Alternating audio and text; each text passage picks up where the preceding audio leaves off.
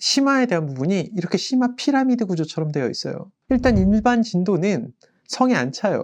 이걸로 변별이 안 되고 최상위권이 가려지지 않아요. 그래서 준심화서, 심화서, 그 다음에 자체교재 심화서, KMO까지 어디 하나라도 따라가 줘야 우리 아이가 일반적인 아이에서 벗어나서 상위권이 될 수 있다 라고 학부모님들은 생각할 수밖에 없는 게 사실이죠. 너무나 훌륭한 교육들이 많죠. 그래서 이런 모든 교육들이 아이들한테 시키면 유리할 거라고 판단이 들죠. 그래서 우린 이런 것들을 갖다 시켜주고 싶어요.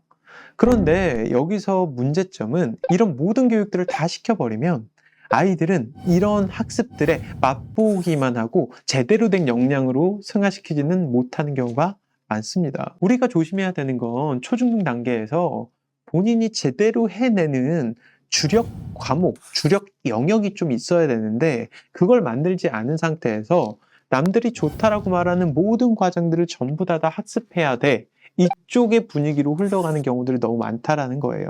그러면 정작 우리가 제대로 안전하게 학습이 되어 있어야 되는 누적 개념들, 다시 말해서 교과에 있는 누적 개념들의 학습들은 소홀해질 수 있고요. 반대로 영재 교육의 시간을 너무 많이 쏟을 수도 있어요. 초중등 과정의 사실 누적 개념이라는 건 초등, 중등의 교과 수준을 의미하는데 그 초중등의 교과 수준은 사실 많은 시간을 투자 안 해도요, 진도 속도가 빠르게 나가져요. 그런데 반대로 영재 교육은 제대로 된 많은 시간을 투자해야 역량이 올라갈 수 있고요. 그렇게 많은 시간을 투자해도 역량이 안 오르는 아이들도 굉장히 많아요. 내가 이걸 받아들일 수 없고 내 역량으로 만들 수 없는 상태일 경우들도 많기 때문에 그렇죠. 그러니까 상위 1%만 하는 영재 교육이 맞는 거고요. 그래서 누군가에겐 이 좋은 교육이 확실한 득이겠지만, 다시 말해서 내가 영각으로 진학할 수 있는 배경 지식이 되는 확실한 득이 되겠지만, 어떤 친구에게는 이 교육으로 인해서 내 고등 등급의 하락의 요소가 되기도 합니다. 그래서 이 부분에 대해서는 명확하게 판단이란 걸 내려야 돼요. 근데 현실에서 어머님들 입장에서는 이런 것들을 안 할 수가 없어요. 왜? 이미 문화가 되어 있거든요. 그래서 이렇게 문화가 되어 있는 것들 안 할 수 없다면 제대로 해야 되죠. 사실 오늘 이야기 드리고 싶은 메인은 이런 내용들을 제대로 할 수 있는 방법입니다. 어차피 피해갈 수 없고 해야 된다라고 하면 제대로 하자. 우리는 시중에 나와 있는 이 중등 심화서를 자세히 좀 문제 분류를 해볼 필요가 있습니다. 그 문제 분류는 크게 세 가지로 보입니다. 하나는 첫 번째, 중등 내신형 심화 문제. 두 번째, 경시형 심화 문제. 세 번째, 고등 연계형 심화 문제. 이렇게 크게 세 가지 뿌리를 두고 있고요. 우리의 목적도 당연히 시중교재를 만드는 사람들도 심화를 하는 목적은 이 세 개라고 생각하고 있을 겁니다. 중학교 내신을 안전하게 만드는 작업 하나, 그 다음에 KMO 같은 경시를 하기 위한 배경 지식이 필요한 거 하나, 그리고 고등학교 갔을 때 고득점을 만들 수 있는 역량을 키우는 거 하나. 그래서 이 세 가지 유형들을 하나씩 좀 더 자세하게 들여다볼게요. 일단 이 문제는 중등 내신형 심화 문제입니다. 이 문제 같은 경우에 제가 중등 내신형 심화 문제라고 부르는 이유가 고등과정에선 이런 형태의 문제들은 출제되질 않아요. 그런데 중학교 내신에서는 나와요. 그리고 이건 누적 개념이라고 바라보기 어려워요. 왜? 같이 한번 보실까요? 이 문제를 풀기 위해서는 눈에 보이지 않는 보조선을 이렇게 두 개를 그려야 돼요. 그리고 이 보조선을 그릴 땐 명확한 이유가 있어야 돼요. 근데 우리 애들은 이 보조선을 그리거든요. 근데 재미난 건 풀질 못해요. 그리고 보조선을 왜 이렇게 그은 거야? 라고 물으면 선생님, 제가 이걸 어디서 그어본 경험이 있습니다. 이렇게 대답을 합니다. 맞아요. 분명히 이런 건 빈출이기 때문에 어디서 보조선을 그려본 경험이 있을 겁니다. 근데 중요한 건 수학이란 건 문제 안에서 조건을 해석해서 정확하게 이유를 갖고 보조선을 그려야 돼요. 그러면 사실 이건 중점이라는 사실을 이용해서 합동을 찾기 위해서 보조선을 그린 거고요. 합동을 찾아주면 길이 같은 부분들이 보이고요. 길이 같은 걸 표기해 주면 숨어있는 직각삼각형의 빗변의 중점이 보입니다. 그럼 그 직각삼각형의 빗변의 중점이 외심이라는 성질을 이용해서 우리는 또다시 이등변 삼각형을 찾을 수 있겠죠. 그러면 이 문제는 풀립니다. 자, 이 문제에서 배운 보조선을 긋는 개념이 있다고 칠게요. 자, 그 개념을 내가 그러면 경시형 심화 문제에 확장해낼 수 있겠냐? 그래서 KM의 1차 문제 중에 가장 쉬운 문제, 보조선을 긋는 가장 쉬운 문제 하나를 가지고 왔어요. 텍스트로만 되어 있는 문제와 그림을 그려준 문제의 정답률은 차이가 나요. 이것만으로도. 자, 그런데 이 문제는 눈에 보이지 않는 보조선을 3개를 그려야 돼요. 그리고 그 3개를 그리는 목적은 정확하게 피타고라스의 정리를 이용하겠다는 걸 목적으로 갖고 있어야 돼요. 그리고 피타고라스의 정리를 이용해서 우리는 방정식을 2개를 만들어내야 돼요. 그래서 방정식 직각삼각형 2개와 거기에 맞는 피타고라스의 정리를 활용한 방정식 2개를 만들어서 문자 하나로 등식 하나를 완성해야 그 문자 값을 구할 수가 있습니다. 앞에서 배운 보조선 긋는 방법을 뒤쪽에서 배운 문제에 적용할 수 있겠냐로 들여다보셨으면 좋겠어요. 사실 기본적인 중등 내신 심화나 경시형 심화들은 일반적으로는 병렬식 개념 구조를 가지고 있습니다. 그 얘기는 무슨 얘기냐? 내가 이 문항에서 배운 개념을 다른 문항까지 확장 적용하기가 쉽지 않다라는 겁니다. 누적해서 위계를 가지고 계속 사용하는 구조가 아니라는 거죠. 이 부분은 사실 아이들한테 굉장히 힘든 부분이에요. 내가 영재가 아니어서 이 중간에 해석을 해내야 되는 부분들을 나의 역량으로 빌드업을 시켜낼 수 없다라고 하면 그냥 이런 문제를 많이 경험해 본다라는 것만으로 역량이 커질 거라고 기대하는 건 쉽지 않고요. 이런 문제들을 갖다가 풀어봤다라고 해서 시험 환경에서 반드시 맞출 수 있다라고 보장하기도 쉽지가 않습니다. 그래서 저는 사실 문제가 있다라고 말씀드리고 싶은 게 아니에요. 원인을 명확하게 좀 찾아서 우리 아이들 도와주자. 그냥 우리 아이들 도와주고 싶은 마음입니다. 자, 그러면 고등연계 심화 문제는 어떠냐? 사실 고등연계 심화 문제는 난이도로 높은 쪽에 해당하는 문항들은 아니에요. 초중등 과정에서 고등이랑 연결되는 내용들은 사실 난이도가 높을 수가 없습니다, 구조적으로. 단, 고등연계 심화 문제들은 디테일을 명확하게 알아야 된다. 다시 말해서 정의랑 성질들을 명확하게 알고 그 부분을 갖다가 확장하고 해석하는 부분들이 가능해야 된다. 왜? 고등연계 심화는 전부 다 누적되는 개념들이 존재하거든요. 다시 말해서 스몰 스텝으로 계단을 한 계단씩 다 올라갈 수 있다고요. 누구나 다 시간을 들여서 정확하게 개념들을 누적해내면 풀 수 있는 문항들이라고요. 예를 들면 이런 문항들입니다. 사실 이 문제는 중학교 1학년 때 나와요. 그리고 이 문제의 확장이 고등에서 나오고요. 보통 이 문제를 중학교 1학년 때는 항등식이야 방정식이야 라고 물으면 대부분 다 항등식이요 이렇게 외칩니다. 그리고 방정식 아니에요 라고 말하고요. 자, 고등에선 이 문제가 확장돼서 이렇게 나옵니다.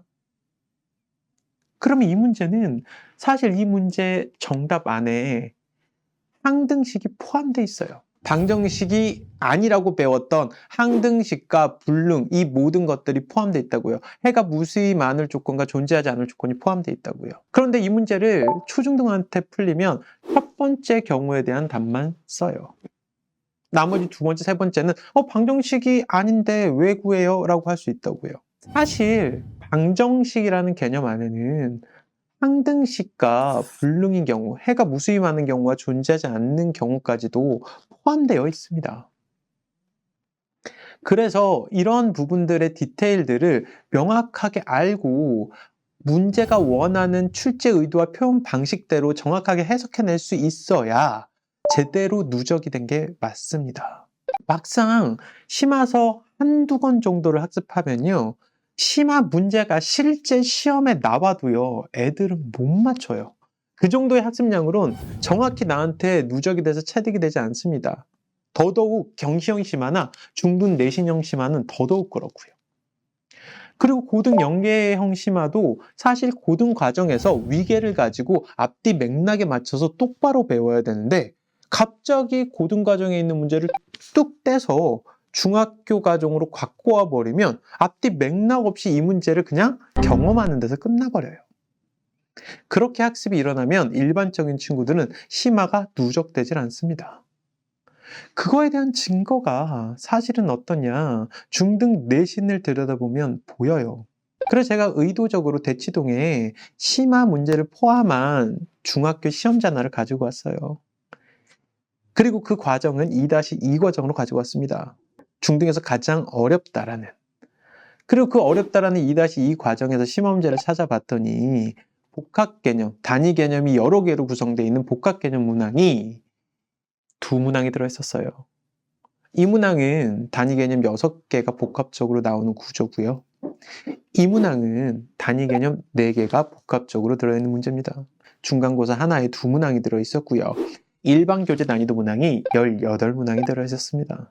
이 아이들은 이 2문항을 맞추고 있을까요? 그래서 이 문항과 유사 문항들을 심화서에서 좀 찾아봐요. 그런데 유사율은 한 60% 정도가 되고요. 심화 교재 하나당 한 문제 정도가 들어있더라고요. 마찬가지 심화 문제 나머지 한 문항도 유사 문항을 찾아봤더니 60% 정도의 유사율을 갖고 있는 심화 문제가 한 문제 정도, 문항수로는 한 문제 정도가 들어있어요. 그래서 중간기말을 합쳐서 성취도가 평가가 되니까 중간기말 전체에서 심화 문제를 찾아봤더니 심화 문제는 총 3문항이었고요. 그 3문항을 심화서에서 유사 문제를 찾아봤더니 2문항 정도밖에 들어있지 않았었고요. 그리고 그 2문항마저도 유사도는 60% 정도였어요. 그러면 이 아이들이 이걸 실제로 맞추고 있는지, 다시 말해서 대치동에 있는 중학교 하나를 갖고 온 거라서 대치동 아이들이 이 문항을 맞추고 있는지 학교 알림이 사이트에서 평균을 좀 들여다봅니다. 평균을 들여다보기 전에 우리는 심화 문항의 배점부터 확인을 해볼게요. 실제 심화 문항의 배점을 확인해 봤더니 6점이었어요. 6점 기억하세요. 자, 그러면 다시 학교 알림이 사이트에서 평균을 들여다보겠습니다. 83.6점이에요. 그런데 아까 심화 문제의 배점이 몇 점이었죠? 6점이었어요. 그럼 과연 아이들은 그 심화 문제를 맞추고 있는 게 맞을까요? 대부분 아이들은 틀리고 있는 게 맞겠죠. 그런데도 A 맞는 비율을 들여다보면 A 맞는 비율은 50%가 넘어요. 심화 문제 6점을 틀린다고 하더라도 A 맞는 데는 지장이 없는 상태니까요. 시험이 더 어려운 학교는 어떨까? 그래서 심화 문제가 3문항에서 5문항으로 늘어난 학교를 찾아봤어요. 5문제의 유사 문제를 심화서에 찾아봤더니 실제 심화서 한 권에 이거랑 유사한 문제는 2문항 정도가 있었고요. 유사율은 80% 정도였어요. 같은 방식으로 똑같이 배점을 확인해 볼게요. 배점, 심화 문제 배점은 10점이었고요. 10점, 이것도 기억하세요. 10점입니다. 그래서 학교 알림에서 평균을 들여다봤더니 평균은 아까 6점에서 앞에서 6점에서 10점으로 4점 정도가 심화 문제 배점이 늘었잖아요. 아까 앞에 거의 평균은 80점대였습니다. 자, 그런데 이거의 평균은 71.5점이에요. 심화 문제 배점은 4점이 늘었지만 평균은 10점 이상이 떨어졌습니다.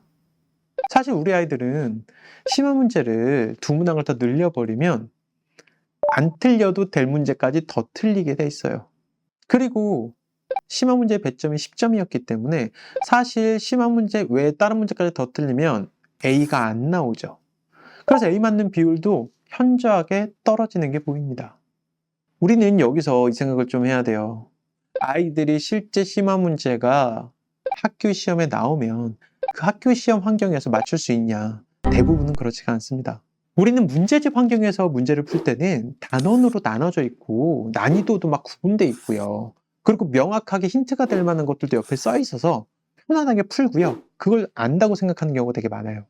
근데 시험 환경에서는 단원도 정확히 안 알려주고요. 단원 여러 개들이 결합돼 있기도 하고요.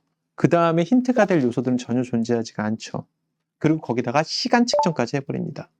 그러면 아이 입장에서는 정답을 맞추기가 굉장히 어려운 게 사실이고 심화 문제일 경우엔 더더욱 그래요. 저희가 시중교재 5권을 중학교 6개 학기 기준으로 총 30권을 명확하게 문제 분류를 해놨습니다. 그리고 그 문제 분류한 건 크게 3가지로 구분을 해놨어요. 다시 말해서 중등 내신 심화형, 경시형 심화 문제, 고등 연계 심화 문제. 우리가 심화서 한 권을 제대로 푸는 거, 이것도 중요할 수 있겠지만요. 병렬식 개념 구조에서는요. 그 정도 학습량으로는 부족하거나 맛보기밖에 될 수가 없어요. 그러니까 명확하게 내가 원하는 목적에 맞는 심화 문제들을 시중교재 4-5권을 조합을 해서 충분히 아이한테 학습을 시켜줘야 역량적인 측면이 올라간다라고 이해하시면 좋을 것 같아요.